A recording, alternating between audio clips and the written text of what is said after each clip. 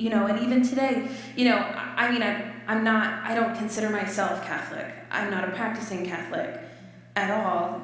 And yet, those values still stay with me today, even though there's so much about the Catholic Church that just, still seems pretty abhorrent.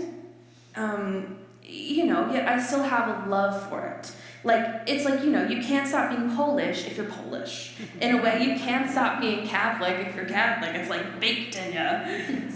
And so, I really take what is, those memories and that foundation that continues to live, inside of me.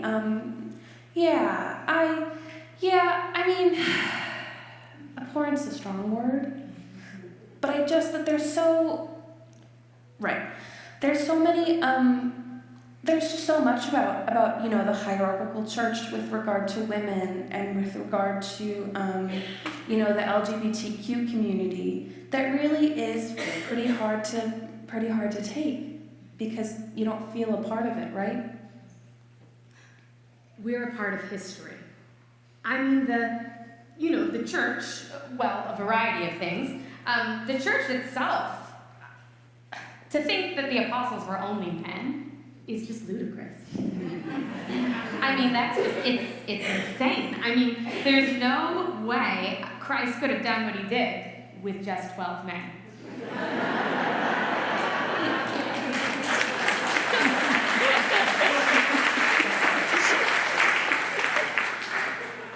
From a perspective of education, what stayed with me all my life is just the absolute joy of learning. Learning anything, even stuff I didn't care about. I just liked to know things. I liked to study, I liked to ponder, I liked to debate, which I did in high school. And also I forget exactly the century, but the sisters also talked to us at one point about during one of the ecumenical councils, and the Bible has been revised numerous times, clearly, but during the 5th or the 15th ecumenical council, one of those, they literally removed the women from the Bible. They left out kind of a smattering, but most of the women and their activities were chopped, cut, just thrown away. And it's nonsense. I liked to see all things from all sides. They gave me that, or at least brought it out of me. And in terms of religious values, I think honesty. Really being careful with people's feelings. And with, giving wherever you could. That's always stayed with me. The women have a story to tell. Women have carried most of the world on their backs forever. And it's important that women, especially young women, continue to learn the contributions that women have made over all of the history of the world. What would you like millennials to know about this community or about what is possible within spirituality? We've lost a little bit of that knowledge. As younger people have grown more disaffiliated and rightfully so skeptical of institutional religion, we've also lost a lot of really important spiritual technologies. We've lost a lot of spiritual depth, and that's showing up now as really deep longings in young people. People still long for community. They long for belonging. They long for a sense of identity and connection to other people. And so I think monasticism is such an important model for young people because monasticism was founded as this countercultural movement, right? The institutional church was not expressing the Christian faith, and so monastics created that more authentic alternative. And Krista Tippett, this radio show host, has a line where she says the nuns today, the NONES nuns, are actually a lot like the original monastics because they see that the church is not being the church it says it is, and that we need to kind of call spirituality back to its full potential today. And by actually walking out of the institutions that are no longer serving us, we're able to walk on to more beautiful forms of spirituality, pathways of the spiritual life that will be more inclusive, more expansive, and more authentic. So I hope that more and more young people who are disaffiliated, who are spiritually curious or seeking, can come to monasteries, particularly this monastery, to learn the model of how do you create community out of this call to live counterculturally. And now the sisters and the people in community, the women who are part of us, really, we had a retreat person, a lay woman, who said, we have to broaden that tent, stretch that tent. There's more people in the tent in my psyche than just sisters. And we're learning about that, other communities that were widening their tent. That's where we are, I believe. We're in a very, very important time in the history of the Erie Benedictines. And in 10 years even, we're not going to look like we look now. And that doesn't frighten me. I may not be here, but I'll tell you, it doesn't frighten me. And I want to be part of that. I want to be part that is able to form that and to experience that, because for me, that's where hope is for the Erie Benedictines. When I was at SBA, I hated being in an all-girls school. I thought it was the worst thing in the world. Retrospectively, it was the best thing in the world.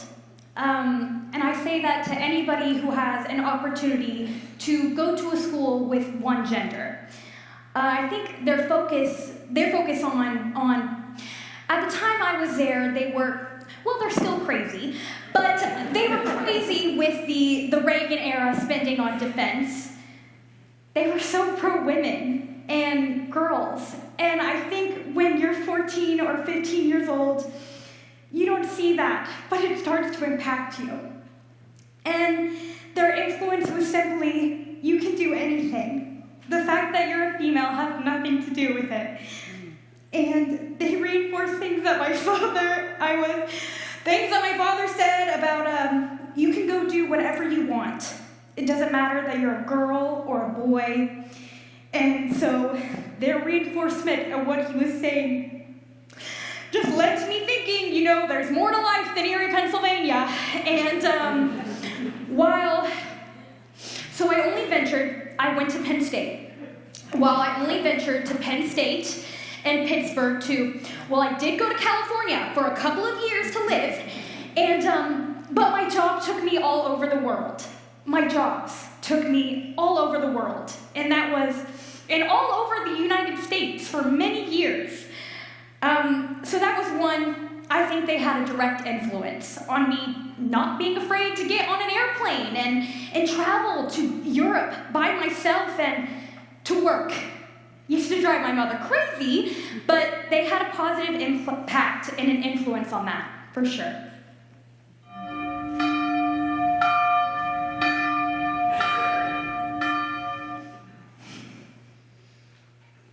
When you look back at the beginning, the very, very beginning, the sisters were teaching the sciences back before the turn of the 1900s, at a time when it wasn't seen very necessary for students to learn chemistry and physics.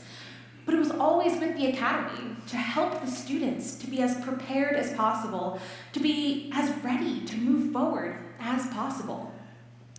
But there was something more than that. It was also to become from your insides, not just to have skills, but to have skills with heart, with values, and with a strong sense of self. Ability. Each person's ability was recognized, so that was true throughout all of SBA.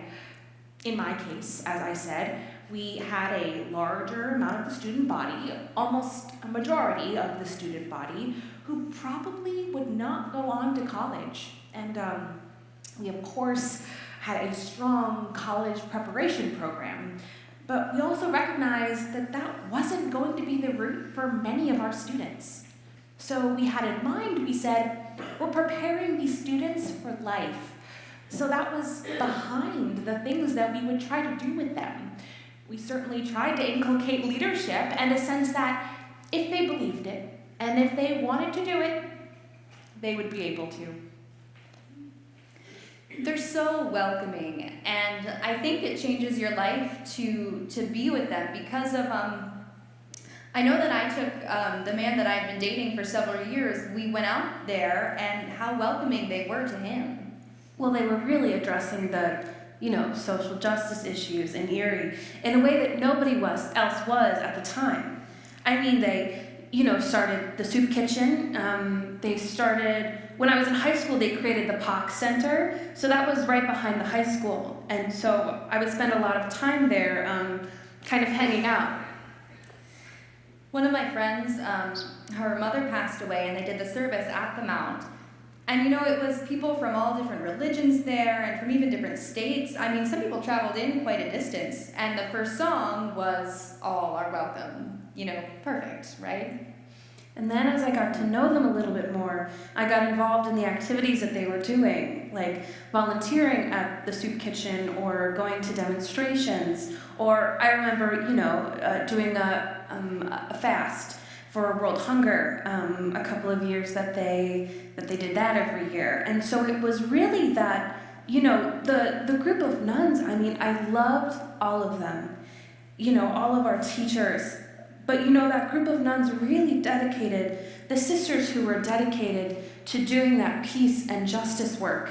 It felt really brave to me to be kind of on the front lines, right? And speaking out at a time when, it wasn't really always so popular.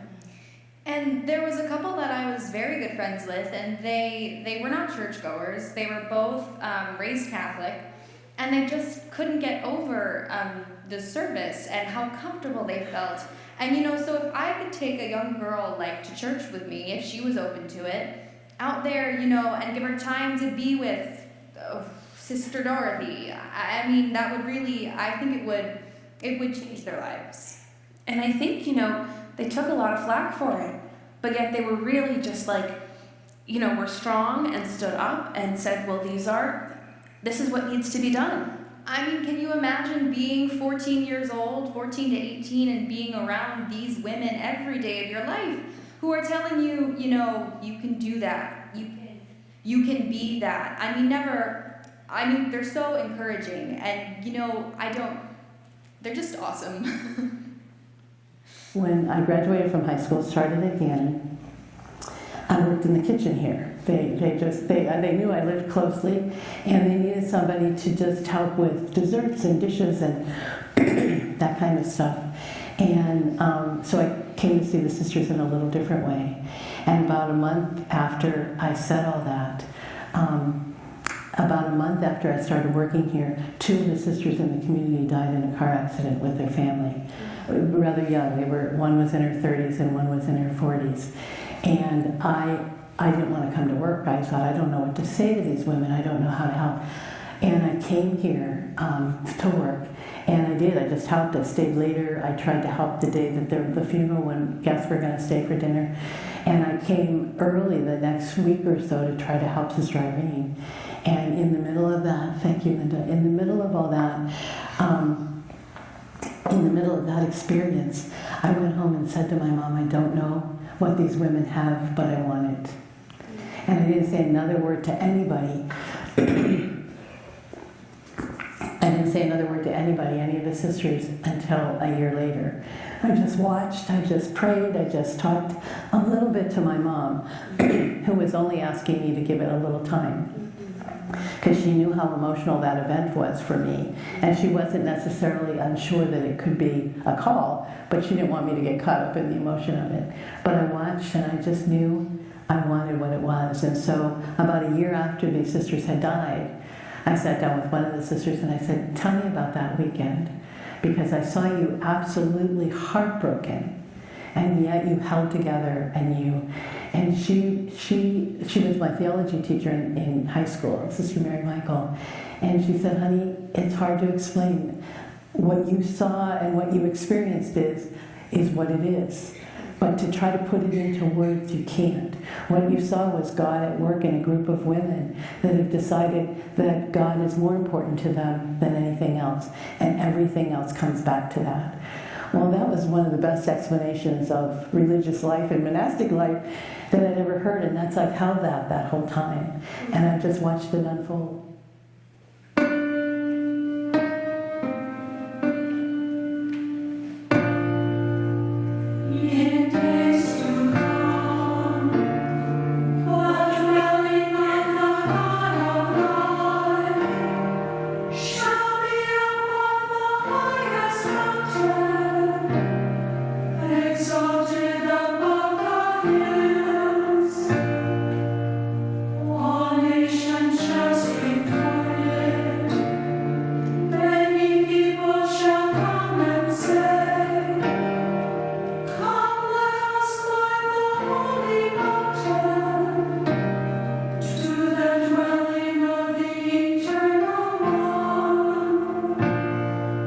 Hospitality